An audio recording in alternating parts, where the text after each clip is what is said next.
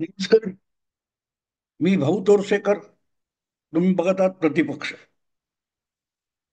मित्रांनो, आपल्याला अलीकडल्या काळामध्ये हे YouTube, social media, TV channel यामुळे साधारण गेल्या 25 वर्षामध्ये जी तंत्रज्ञानाने फार मोठी झेप घेतलेली आहे, त्यामुळे आपली जीवनशैली सुद्धा बदलून गेली.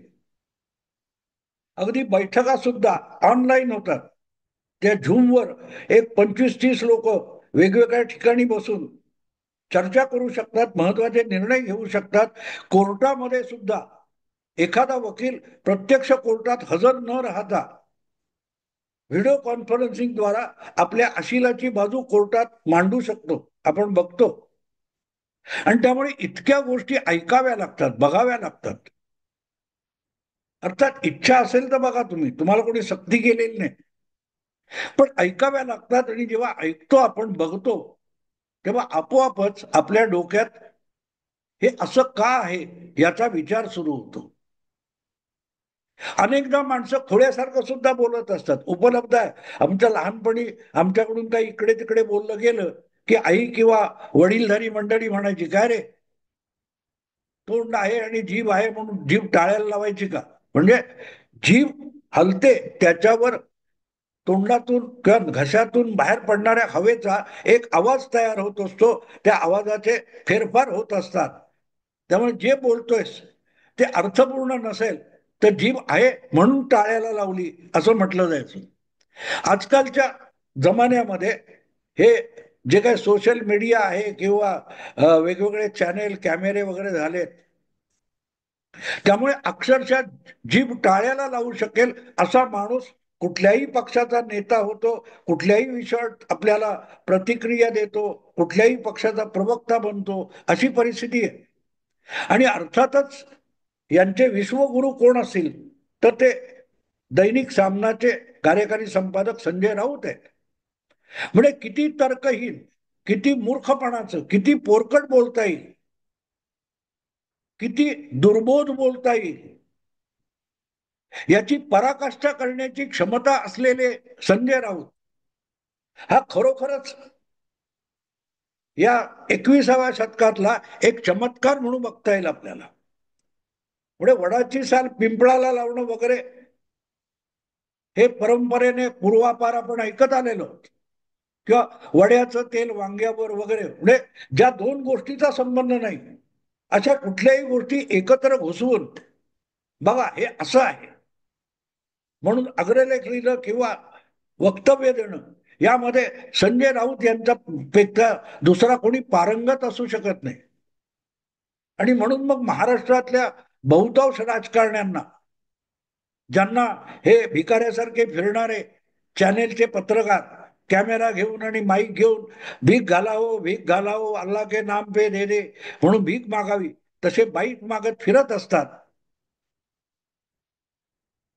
त्यांना संजय राऊत असं म्हणाले, आता तुम्हाला काय वाटतं असं विचारावं लागतं. आणि बिचारे मग ते काय एकनाथ शिंदे असोत, अजितदादा असोत, किंवा देवेंद्र फडणवीस असोत, किंवा आणखीन कोण छोटे मोठे अगदी इतर काय ते शिरसाट, संजय शिरसाट वगैरे सारखे दुसऱ्या तिसऱ्या पातळीवरचे नेते सुद्धा संजय राऊत मच्छर सारखा झटकून लावतात पत्रकाराला, जणू काय तो बिचारा कॅमेरावाला आहे, तो मच्छरच आहे असं झटकून टाकतात झुरळ असल्यास.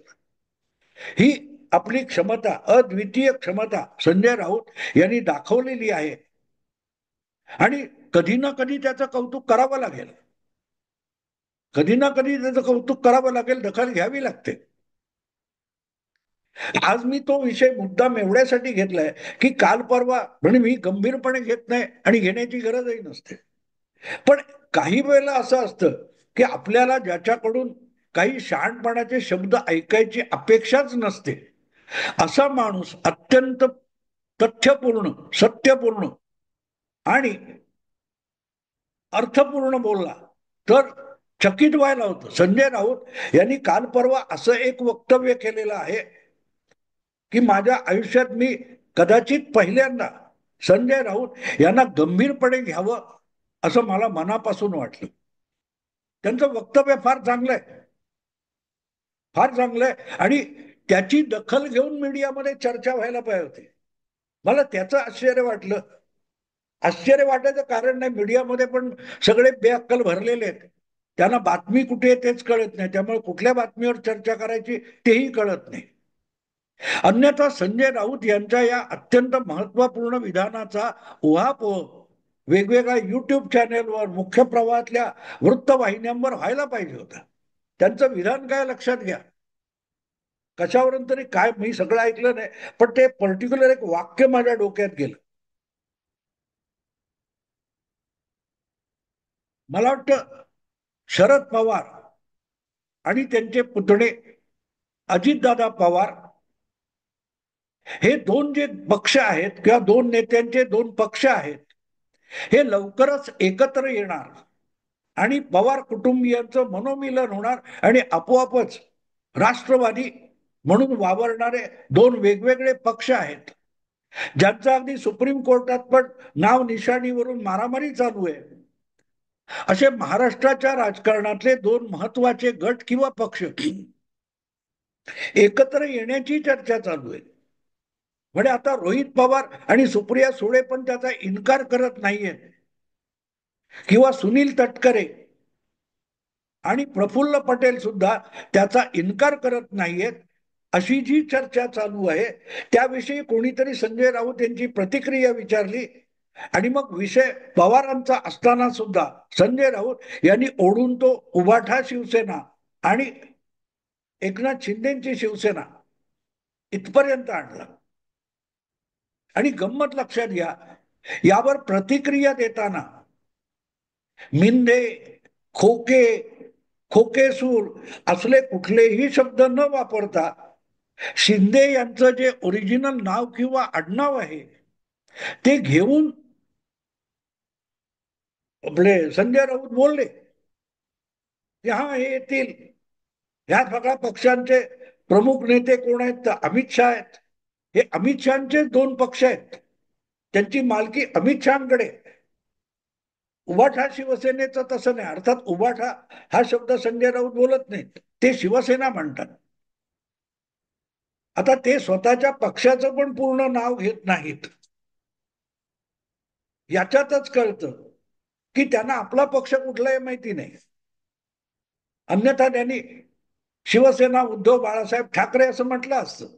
कारण शिवसेना म्हटलं की ती एकनाथ शिंदे यांचा पक्ष होतो, कारण नाव आणि निशाणी सकट किंवा कंसात कुठलीही अक्षर न टाकता ज्या पक्षाला कायदेशीररित्या सगळं जग ओळखतं तो पक्ष एकनाथ शिंदेचा आहे किंवा ते प्रमुख नेता असलेला पक्ष आहे.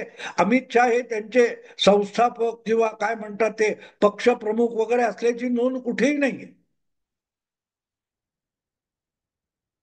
त्यामुळे संजय राऊत जेव्हा शिवसेना म्हणतात तेव्हा ते उभाठाबद्दल बोलतात की एकनाथ शिंदेच्या पक्षाबद्दल बोलतात हे त्यांनाही माहिती नसतं. पण असो, त्यांचं म्हणणं असं की हे दोन्ही अमित शहाचे पक्ष आहेत. म्हणजे कोणाचा तर एकनाथ शिंदे यांची शिवसेना आणि परत संपूर्ण अधिकृत निशाणी सकट जो पक्ष राष्ट्रवादी काँग्रेस म्हणून अजितदादांकडे आहे, हे दोनही पक्ष अमित शहाचे आहेत असं संजय राऊत यांचं म्हणणं आहे.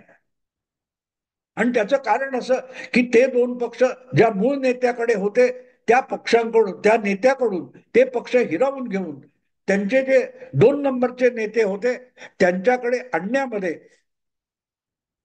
अमित शहा यांची मदत झालेली आहे, भारतीय जनता पक्षाची मदत झालेली आहे. आणि हे जगजाहीर आहे, कुठेही लपलेलं नाही. त्यामुळे पक्ष फोडले ही कल्पना मुळात चूक आहे. अख्खा पक्ष जर अजितदादांना मिळालाय आणि अख्खा पक्ष जर शिंदेना मिळालेला आहे तर पक्षात फूट कशी काय पडली. उद्धव यांच्या शिवसेनेचा गट किंवा शरद पवारांच्या राष्ट्रवादीचा गट असं म्हटलं जातं. शिवसेनेचा शिंदे गट किंवा राष्ट्रवादीचा अजितदादा गट असं कोणी बोलत नाही. पण असो, अजितदादा आणि एकनाथ शिंदे यांच्या पक्षाचे संस्थापक आणि सर्वे सर्वा अमित शहा आहेत असं संजय राऊत यांचं म्हणणं आहे, आरोप आहे. आणि ठीक आहे, बोलण्यासाठी ठीक असतं. कोणाला तरी खिजवण्यासाठी, डिवचण्यासाठी असे शब्द बोलले जातात. पण हे सगळं वक्तव्य म्हणजे दोन पवार एकत्र येणार यावर प्रतिक्रिया व्यक्त करताना या दोन वेगवेगळ्या पक्षाच्या नेत्यांना अमित शहाचे गुलाम ठरवताना जे काय संजय राऊत बोलले ते एक सत्य आहे की या दोघांना जे उभे केलेत म्हणजे कोणतं एकनाथ शिंदे आणि अजितदादा यांना महाराष्ट्रातल्या दोन प्रमुख पक्षाचे नेता म्हणून आणि सर्वोच्च नेता म्हणून अमित शहानी किंवा भाजपने उभे केले. असे आणखीन 50 एकनाथ शिंदे आणि अजितदादा भाजपा उभा करू शकतो.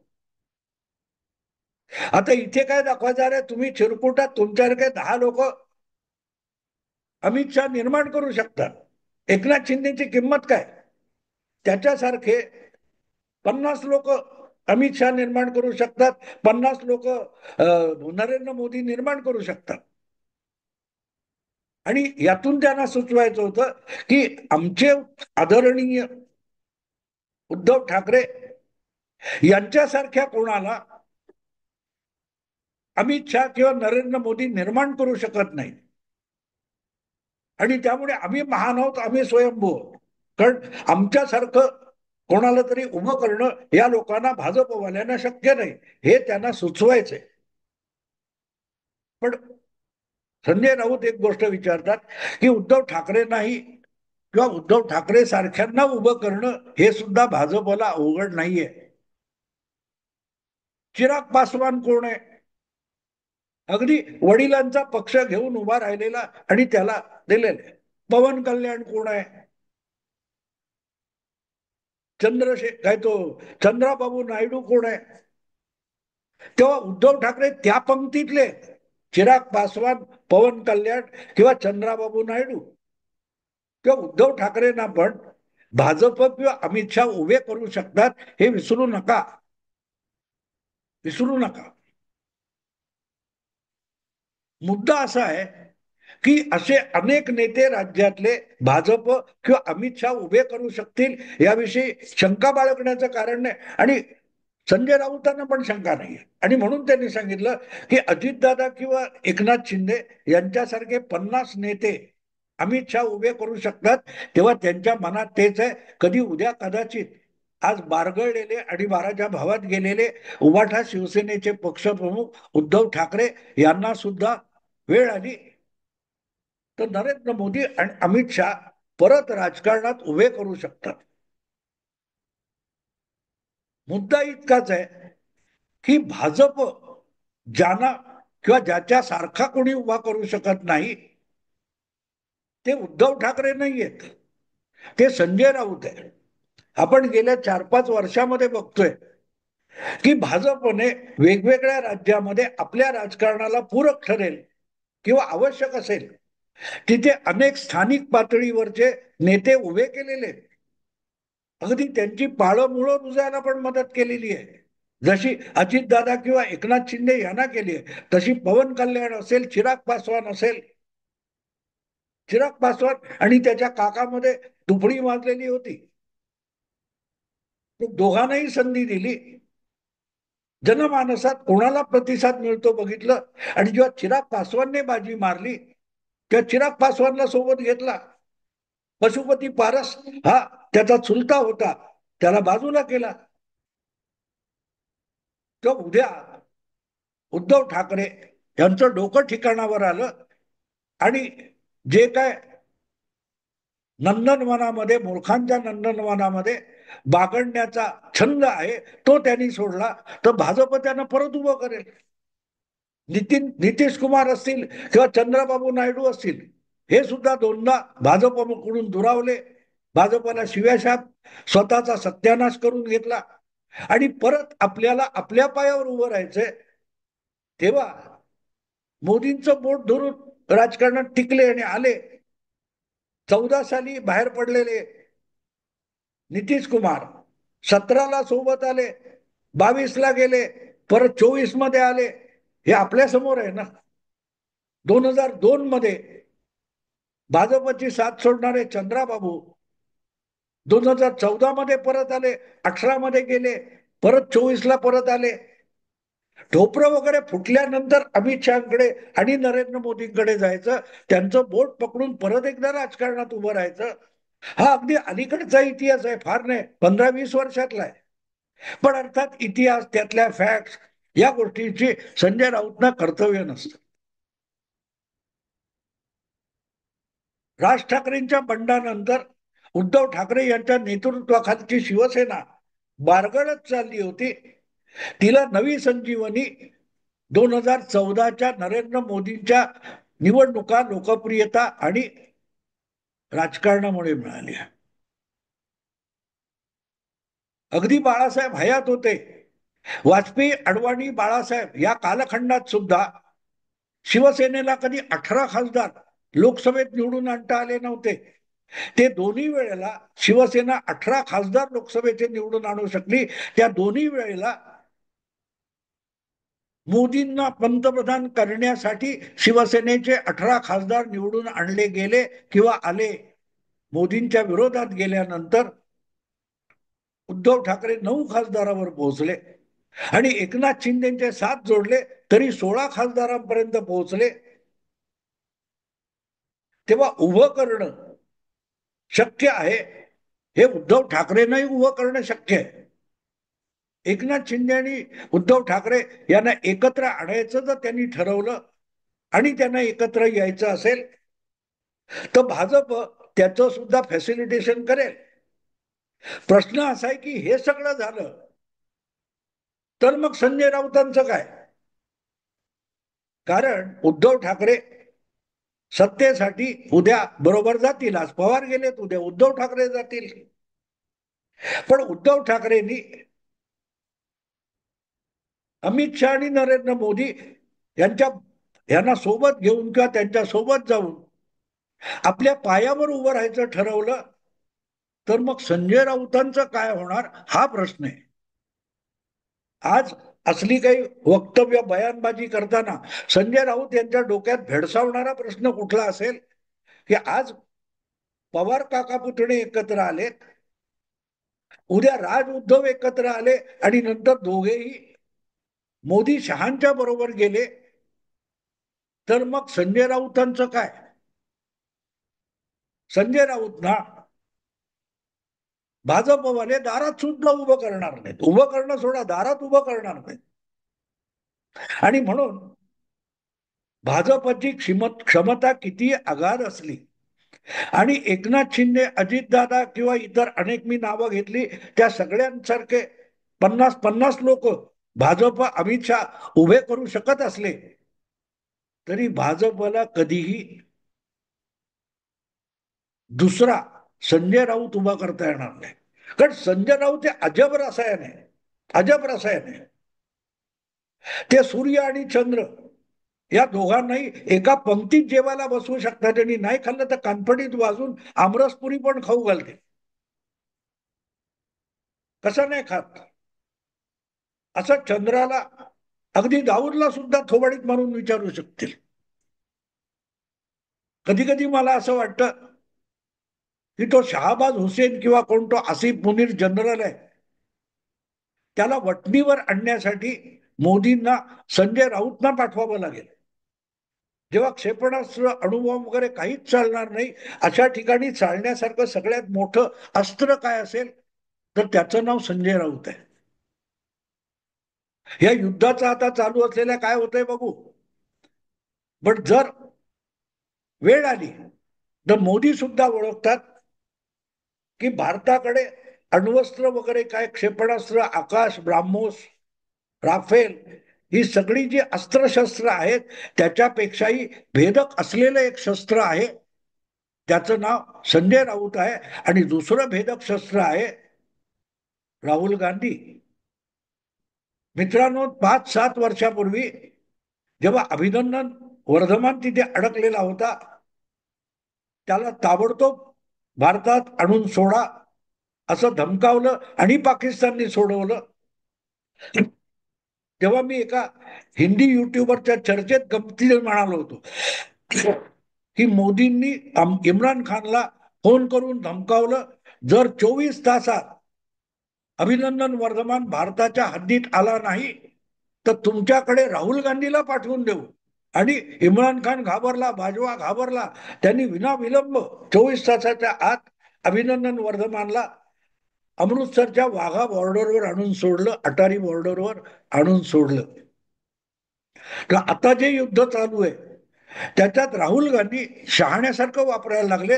आणि अशा वेळेला पाकिस्तानला धमकावण्यासाठी सगळ्यात मोठं अस्त्र आणि शस्त्र कुठचं असेल तर ते अनगायडेड मिसाईल संजय राऊत हे असू शकतं. आणि ते आपल्या हातात आहे, आपल्याकडे भारतात आहे. लावायचा कुठच्या तरी क्षेपणास्त्रावर आणि द्यायचा सोडून पाकिस्तानात. संजय राऊत हा जर पाकिस्तानात क्षेपणास्त्रावर बसून धडकला तर पाकिस्तानची अवस्था काय होईल याची विचार करा. मी आता इथेच थांबतो. आवडलं लाईक करा, शेअर करा आणि प्रतिपक्षाला सबस्क्राईब करा. नमस्कार.